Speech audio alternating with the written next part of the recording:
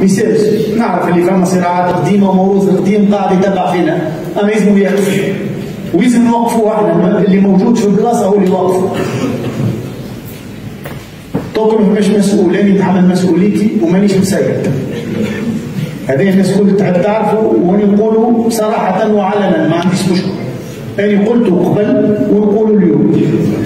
طوق ما فماش مسؤول، أنا ما نخليش تتولي جمعيتي على راسي وعيني مهما كان الوضعيه، ومش نعمل اللي لازم يتعمل الكل باش نحاول نكمل اللي بديناه. احتفال بالمئويه اللي هو المصدر الرئيسي باش نخرجوا ليتوال من الازمه نتاعها الماديه. ليتوال ما تطلب من حتى حد. هيكل وجمعيه كبيره ورجالها برشا، والرجال في جرتها في كل بلاصه ومن كل المستويات، من اعلى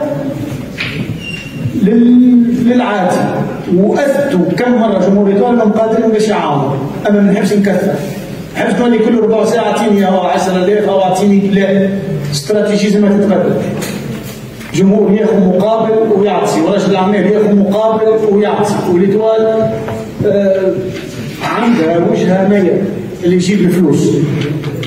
دونك هيك علاش خدمنا على تلميع الصوره، وخدمنا برشا على الكوميونيكاسيون، وخدمنا برشا على تصحيح برشا امور. فما حاجات نجحت، فما حاجات اقل شويه، ولكن المهم اللي فما خدمه نتلهموا ونخدموا وننقصوا العرق. هذه فلسفتنا، وهذا الشيء اللي نحبوا يوصل والناس كل تبع فيه. ميساج الجمهور عن احتفالات، نقصوا من الصراعات، نقصوا من التلقيل، نقصوا من مشاكلنا في بعضنا اللي هي المفروض مشاكلنا مش في بعضنا، مشاكلنا مع الاخرين المنافسين.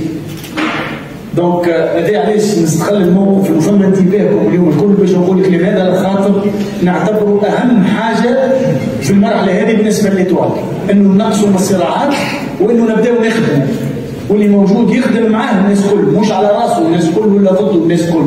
فماش حاجه ضد الإيطوال، الكلنا لمنا هنا الإيطوال وكلنا لازمنا نخدموا الإيطوال. الحاجات الشخصيه خليوها طبعا، لو كل واحد يعمل اللي يحب عليه بعدين.